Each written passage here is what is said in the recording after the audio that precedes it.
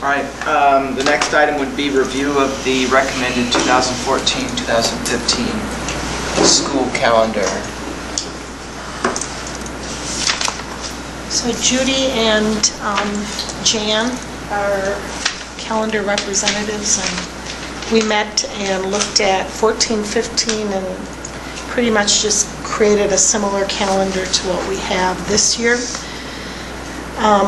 Then we took that to our flexible learning committee calendar group just to get some feedback from teachers as well. So in many ways it's very similar to this year's calendar, although there are a few changes that I can point out. If you look at October, one of the things that we found this year was that we did have quite a few days off. So we have the 2nd and 3rd of October that are on this calendar that are parent-teacher conferences. Then this year we also had, for instance, the 8th off and the 22nd. And when you go back to September, so you see that we have a 3.5 day week, another 3.5 day week, another 3.5 day week, then a full week, and then a 3.5 day week. So we decided to eliminate that collaboration day the second week in October, and we've actually moved that to the spring break in April.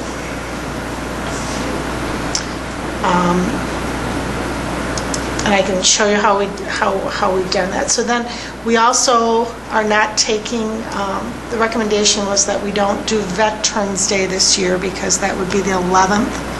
So the grading prep day will be on the 7th prior to Veterans Day, November 7th. And then we do have the 2 full weeks in December and January that correspond with a winter break. Martin Luther King Day is still off.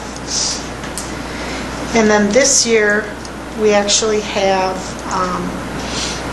President's Day off, which is that 3rd Monday in February, but we won't next year. So when you look at this calendar, it's not.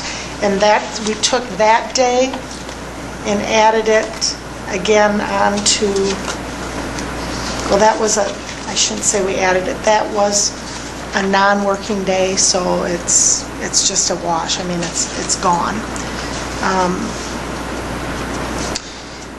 But the day that we took in October, we've added that to the end of 3rd quarter. The first there is the end of the quarter, so we'll do collaboration at the end of that day.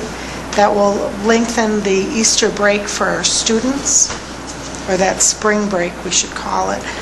For our students and families, teachers will collaborate on the 1st in that afternoon. Students will go home early. Teachers will come in on Thursday also for grading and prep, or I shouldn't say prep, grading and additional in-service time, building in-service, and then the spring break for teachers would be the Friday, Monday, and Tuesday. And then the end of the year is very similar to this year. I think our last day this year is the 12th this year, so next year it will be the 11th. So it's very similar to what we did this year with just some tweaks to, I guess, improve the instructional time without so many breaks. So we discussed how January really is a month that is probably the most problematic because we do, we have part of the winter break there, some collaboration time at the end of the semester, and then Martin Luther King Day as well. So that's the month where there's the most probably breakup. So you don't need to vote on this tonight. We thought we'd get it out there for people to take a look at, and then vote on it next month, or if you have any ideas, other ideas. conferences you'll notice are earlier. They're at mid-quarter again, and that has gone over very, very well this year. Teachers have felt it's been very productive, so. Some schools do a full-day collaboration, and ours are just early release for a few hours. And we talked about possibilities of doing that, but didn't. I don't know if the committee talked a little bit more about that option. But We did talk about that, but that is going to require some further discussion about increasing the teacher contracted time.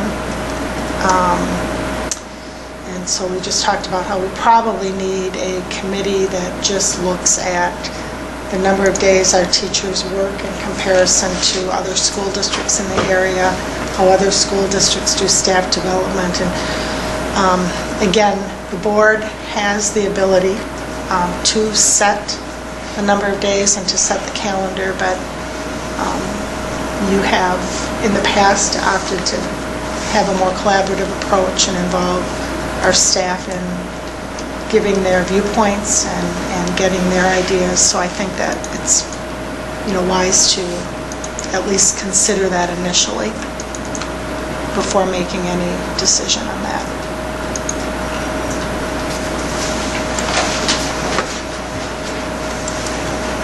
I know at one point we talked more about doing we still do give time for grading, and I think we have taken some time away from what we originally did, didn't we? Right, the grading, like when we have a full day for grading, it's grading in service, so the teachers have 3.5 hours for grading, and then we take the remainder of the time to do building level in service. It's really based on building needs. And when we have a half day for grading prep, then we take at least an hour for in-servicing time. So we have cut back on just giving them the full day for them to do as they wish.